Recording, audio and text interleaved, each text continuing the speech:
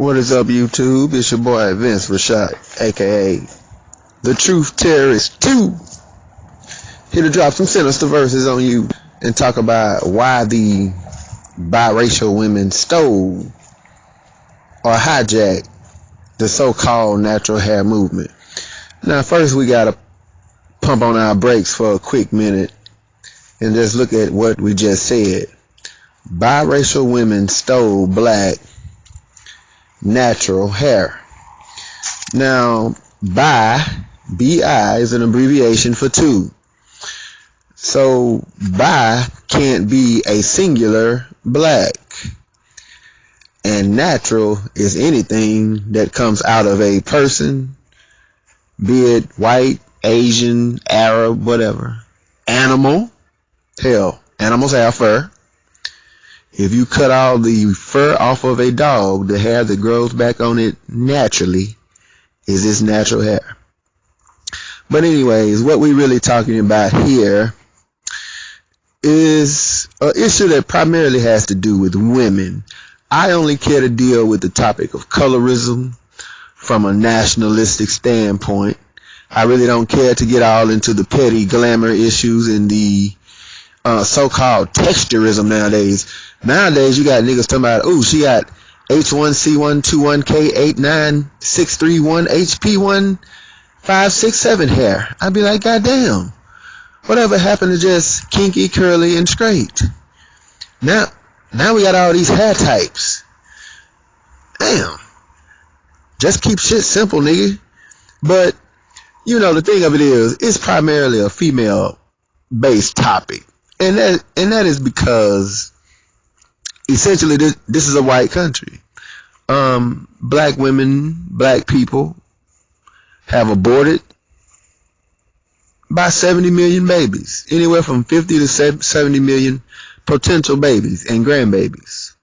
Children that would be grandbabies by now. So there's not that many black people in America. There may be a lot of black people where you live at, but not in all of America. And black people are a small minority for the most part, just 13% of the population, maybe 13%. So the white beauty standard is the status quo. White people are about 60% of the population.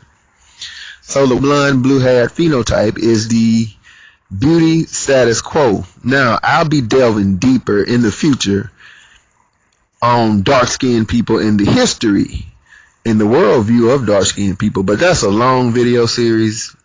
That'll be in the future, but that's the beauty standard in America. And ever since black people have arisen on the shores of America, whether they came here themselves or were brought here forcefully or whatever, adherence to that white beauty standard has just always been the status quo. You know, a woman always viewed, in many if not most cases, that if she had a baby by a slave master, that it would have a better chance at mixing off into the population, or just at very least be a good house slave. So there are social advantages to being white, half white. But biracial people also, in this particular case biracial women, also fit more naturally into the Negropean white acceptant phenotype. If you look historically, in the Plessy versus Ferguson case, Plessy versus Ferguson, Plessy was a biracial man from Louisiana. I myself grew up in the Louisiana area, so I know the phenotype of people that they're talking about, but he was probably a mulatto, or either a person who was Cajun and white or Cajun and black or whatever.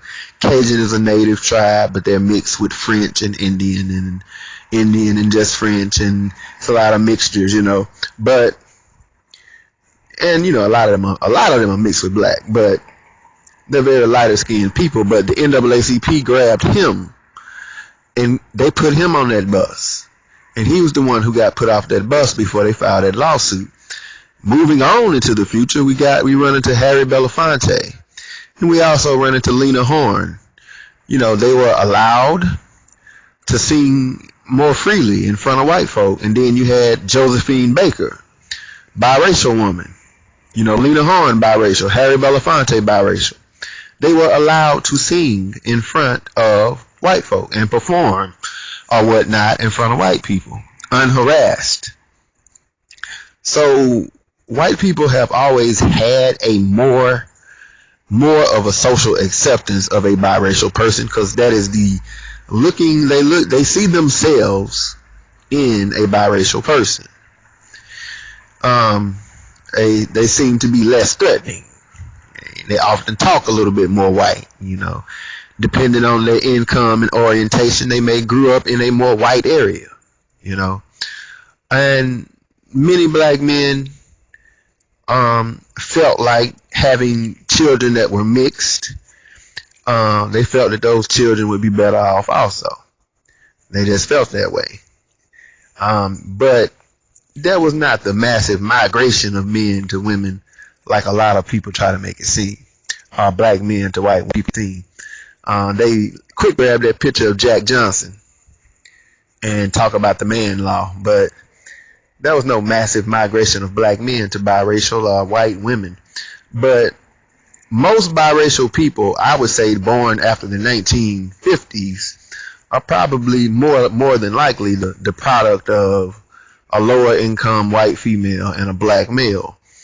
But in the so-called texturism, skipping on. In the so-called texturism that they now talk about, this is white social unacceptance or refusal of white media infrastructure to glorify fully and completely kinky-headed women. But it really doesn't matter, because self-esteem is self-esteem. I always say about black people's self-esteem, it's kind of like the way you look at liquor or wine. You know, some of it is 20 proof, 40 proof, 80 proof, 100 proof, 120, 150 proof. You know, the alcohol content is half the proof. And, you know, something like Hennessy is about 80 proof, you know. And often black people have a very low proof when it comes to their self-worth and self-esteem. So they search harder and look harder outwardly for people to validate and exalt them.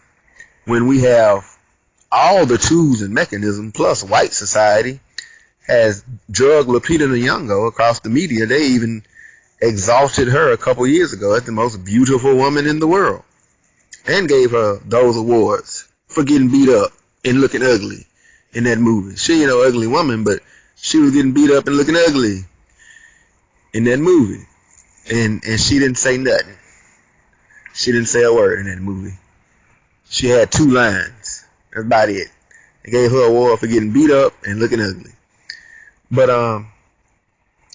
in texturism, black women, I think, look more. They think that most black women themselves, I think, believe that they look more feminine with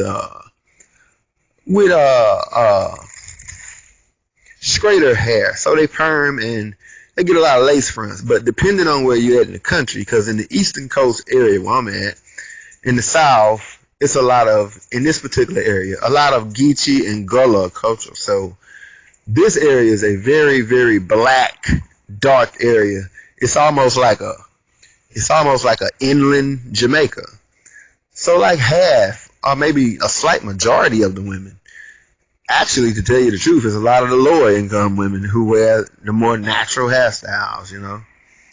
But you just see more natural hairstyles and Bantu knots, and they don't ever perm their hair. Some of these women go years without ever perming their hair. They wash it, but they don't ever perm it, you know. But the biracial woman just looks the phenotype of what the black woman desperately tries to put on every day in the mirror. She just has the natural phenotypical appearance, the natural hair that grows straight and curly, the lighter skin, often in some cases greener eyes.